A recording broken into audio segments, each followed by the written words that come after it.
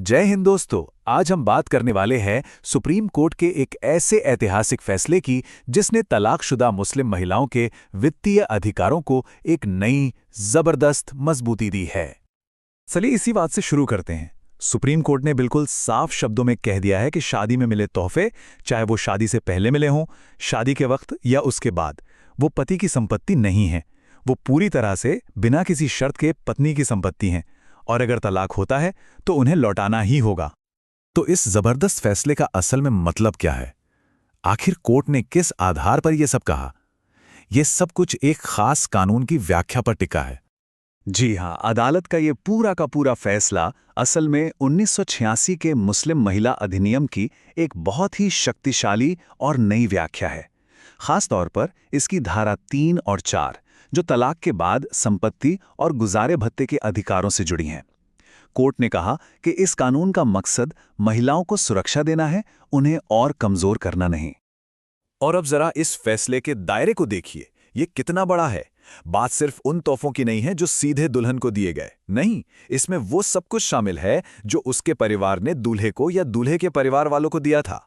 Cash, गहने, furniture, सब कुछ। ये फैसला इन सभी चीजों पर एक महिला का पूरा और बिना शर्त अधिकार पक्का करता है। लेकिन हाँ, ये फैसला रातों रात नहीं आया।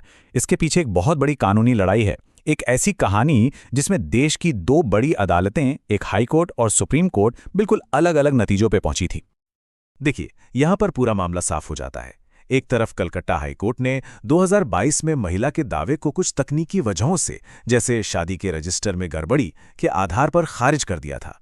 लेकिन जब मामला सुप्रीम कोर्ट पहुंचा तो उन्होंने कहा कि ये कोई तकनीकी मामला है ही नहीं, ये तो सीधे सीधे संपत्ति के अधिकार का एक सिविल केस है। और इसी आधार पर उन्होंने हाईकोर्ट के फैसले को पूरी तरह पलट दिया। अब ये समझना बहुत जरूरी है कि ये सिर्फ कोई किताबी कानूनी बहस नहीं थी। इस पूरे मामले के केंद्र में एक महिला का, सोनारा बेगम का, इंसाफ के लिए एक बहुत लंबा और मुश्किल संघर्ष था। सोनारा बेगम के इस सफर को देखिए। 2005 में उनकी शादी हुई।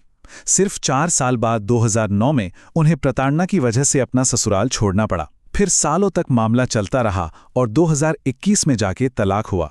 और आखिरकार 2025 में, यानी लगभग 20 साल के संघर्ष के बाद, उन्हें सुप्रीम कोर्ट से जीत मिली। और ये लड़ाई किस चीज के लिए थी?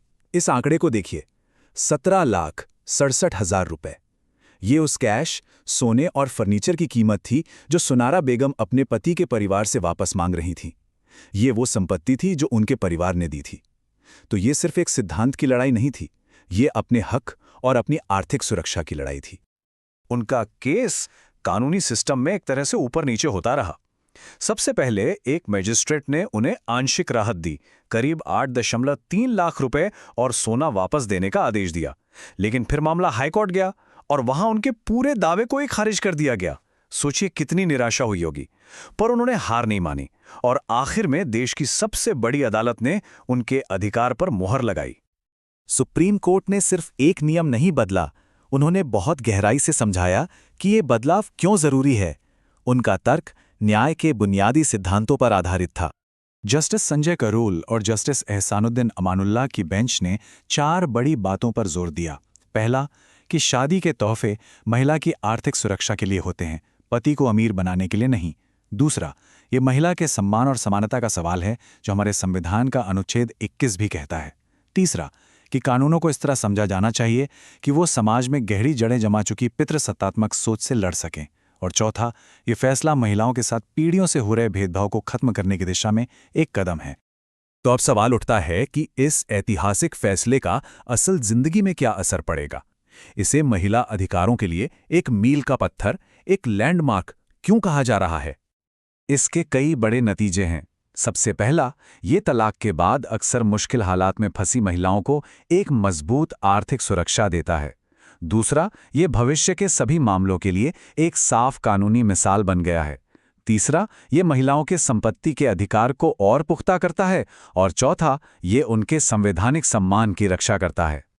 और ये सब हमें एक आखिरी और बहुत बड़े सवाल पर लाकर छोड़ देता है। सुप्रीम कोर्ट ने एक मौजूदा कानून की व्याख्या करके सामाजिक न्याय देने का काम किया है, जिससे एक नया रास्ता खुल गया है। अब देखना यह है कि यह फैसला भारत में दूसरे पर्सनल लॉज में सुधार के भविष्य के लिए क्या संकेत देता है। ये एक बहुत ही महत्वपूर्ण सवाल है। ऐसी ही जानकारी के लिए ऑल कैन स्टडी को सब्सक्राइब कीजिए। धन्यवाद। चलिए मिलते हैं अगले वीडियो में।